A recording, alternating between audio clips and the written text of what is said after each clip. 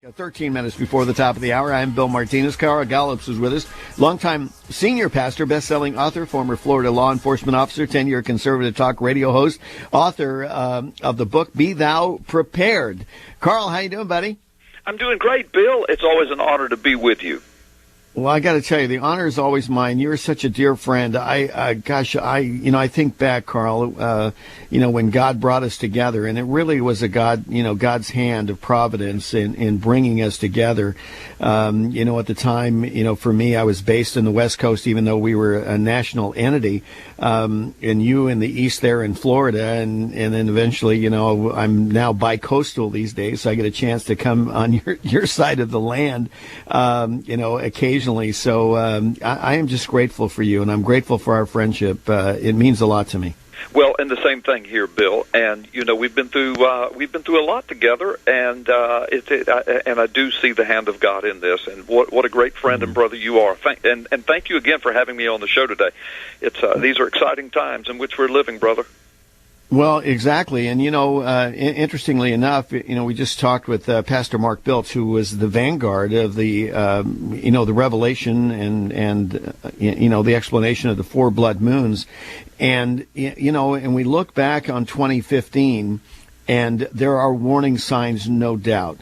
And this is what, if nothing else, the four blood moons, brought to mind, is that we need to be aware of what's going on. When you look over the landscape and what we've just gone through in this past year, and you see the trajectory that this country, other nations around that they're on, what are you seeing for 2016? Relevant to your book, Be Thou Prepared. Your book, which was so excellent in the timing of it all on so many levels.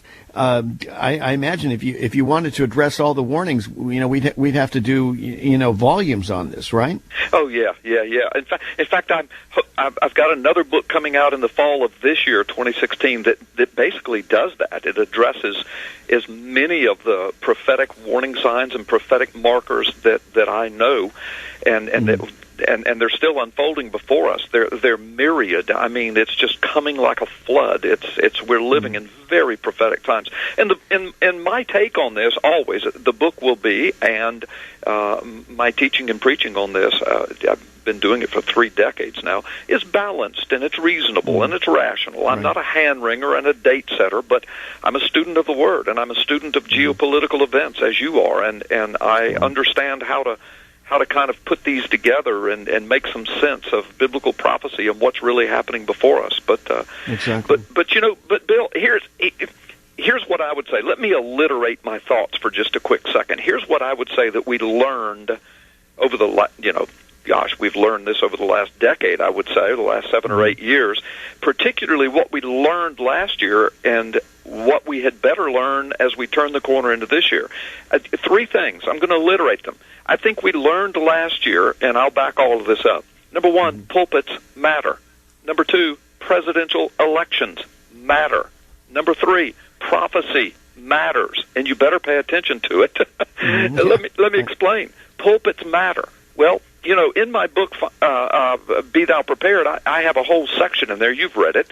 George Barna and all of his massive research and surveys and showing that the vast majority of America's conservative evangelical pulpits, the pastors admitted over several years of research and thousands of pastors interviewed, that they know that the Bible addresses these things that are happening in our day: abortion and gay marriage and Israel and anti-Semitism and Middle East and persecution.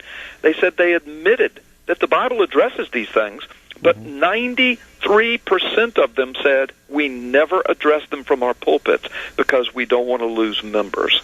And so what does that mean, Bill? It means pulpits matter. And exactly. And our nation, one of the reasons it's on this rotting process, I'm convinced, is because the church is remaining silent. And if the pulpits don't proclaim the truth, how are the people going to know other than their own independent study? Because the government's not going to tell them. The media's not going to tell them. The entertainment industry's not going to tell them. Where are they going to hear it?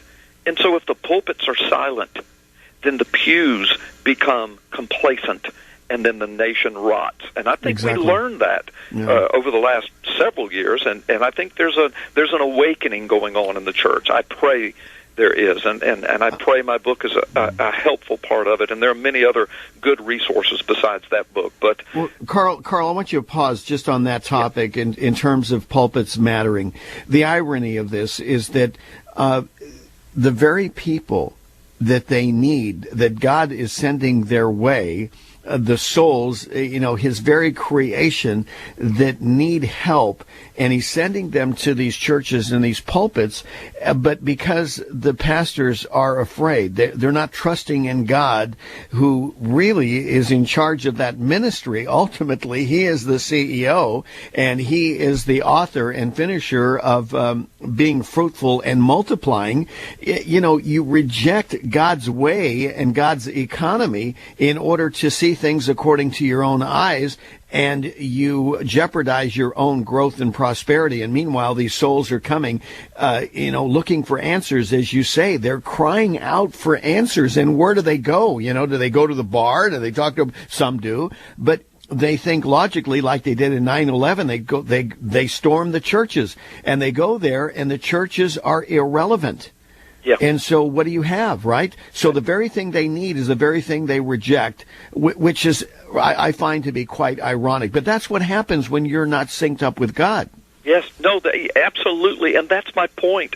And a study of the Word of God and of history reveals that the Lord always blesses that nation whose God is the Lord. Well, how can a nation's God be the Lord if that Lord is not being proclaimed from the nation's pulpits? Because, again, the government's not going to do it. The entertainment industry is not. The evening news is not going to do it. So I am praying that 2016 sees more of America's pulpits come alive and come aflame with the fire of the passion of the Word of God. That's so right. that God's people will know how to practically apply the Word of God. That's another thing that my book does, Be Thou Prepared. It's a practical application, and it answers dozens of questions about how do we move through these prophetic times in which we're living. So pulpits matter. And the next thing is presidential elections matter. Listen, I am not saying that Barack Obama is the epitome of all evil and all of America's problems. We've been on a downward spiral for several administrations, but he's kind of the exclamation point on the end of the sentence as far as we've come. Yeah, he is, hasn't he? Yeah, exactly. Because think about it. I mean, just run down the list. He and Hillary Clinton literally took credit for starting Arab Spring. The New York Times has documented that Arab Spring is what led to ISIS. ISIS has led to a Middle East crisis chaos. It has led to the possibility of being on the edge of World War III, refugees by the millions, hundreds of thousands of refugees, Muslims coming into the United States. ISIS is among them and into Europe. Israel and the United States have some of the worst relations I've seen in my lifetime. Israel is threatened, surrounded by enemies now because of all of this. The Iran nuclear agreement is a disaster. The radical climate change agenda is a disaster. The radical gay marriage ruling and agenda under Obama is a disaster. It's rotting our nation, all of these issues, as well as putting the world at the edge of World War III. And this is what you and I screamed 8 years ago, 7 years ago. Right, Presidential elections matter. And what I hope the lesson that many Christians learned last year and over the last 6 or 7 years is that we had millions of Christians check out of the process. Bill, you and I talked about this. They didn't even register to vote, much less vote. Only 50%. Only 50% vote, and of that 50% register, and of that 50 that register, 50% of those actually go to the polls. Yeah, and that's my point.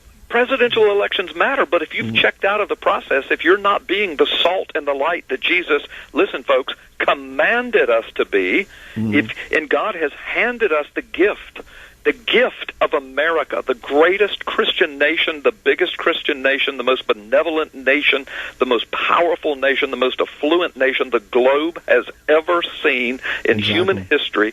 God has given it to us, and of all people, Christians are sitting back and they're checking out. That's right. They don't understand presidential elections matter. I pray we learned that last year. I pray as we go into this year, which is a presidential election year, we will think about ISIS and Arab Spring and Middle East and refugees and Israel and Iran and radical climate change and gay marriage rulings. I mean, all of that came out of this presidential election of the man that's in there now. And Carl, then, about 30 seconds left.